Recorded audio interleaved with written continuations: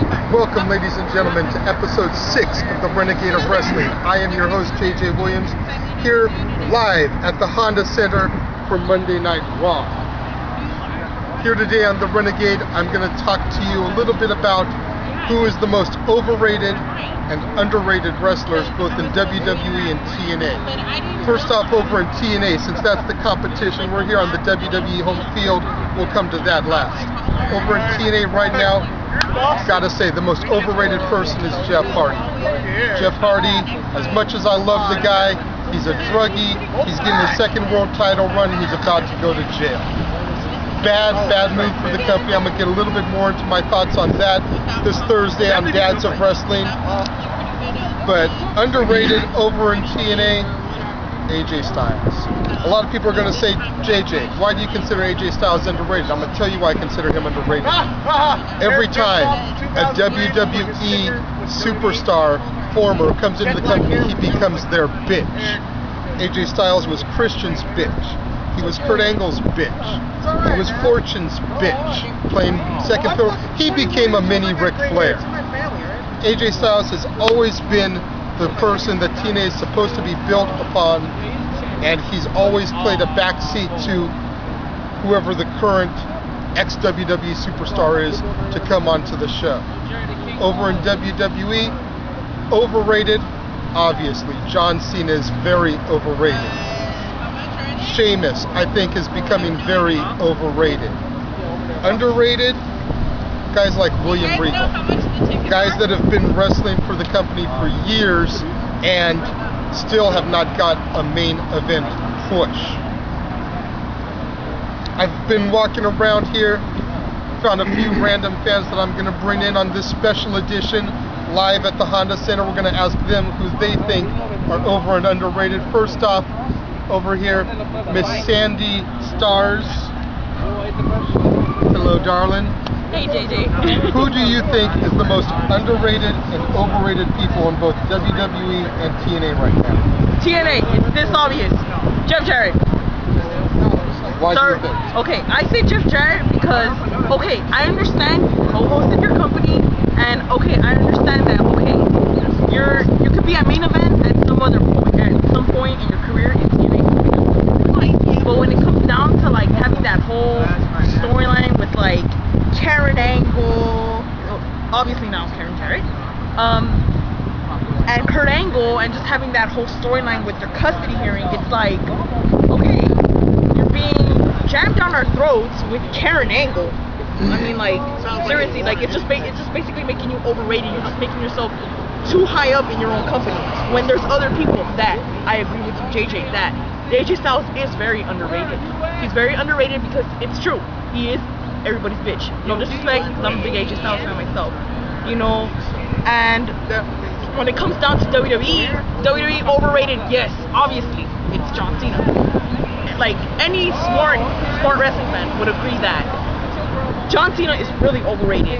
As for underrated, I would say Christian, because Christian, he's been an ECW champion. I mean, people would count that as a world champion, but then there's other people that won't count that as a world championship.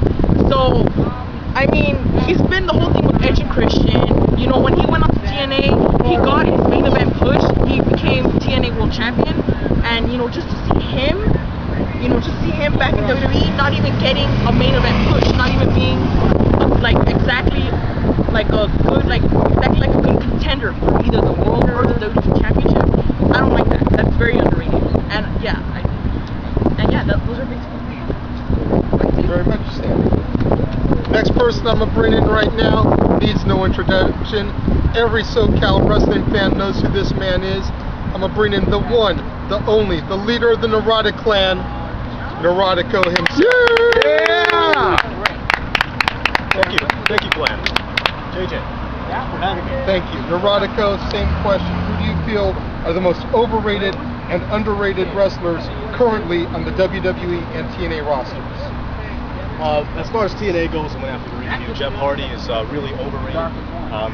We all have animosity, his drug use and whatnot.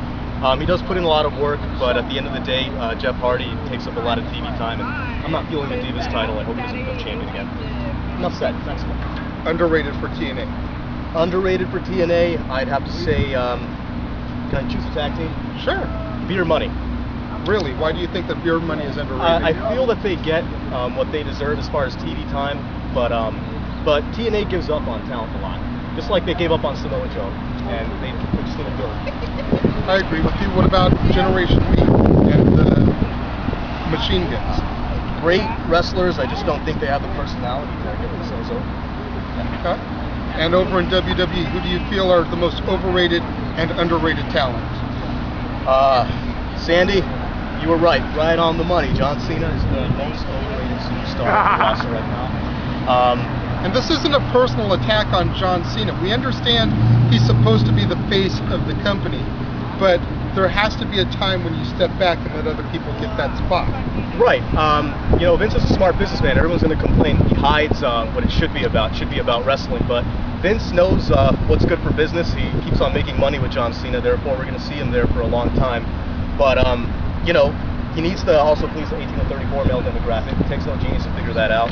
If he can somehow figure a way to keep making the money from Cena and keep us happy, keep the wrestling fans happy, that'd be the mark of a smart businessman. Cena, very weak in his promos, weaker as a wrestler.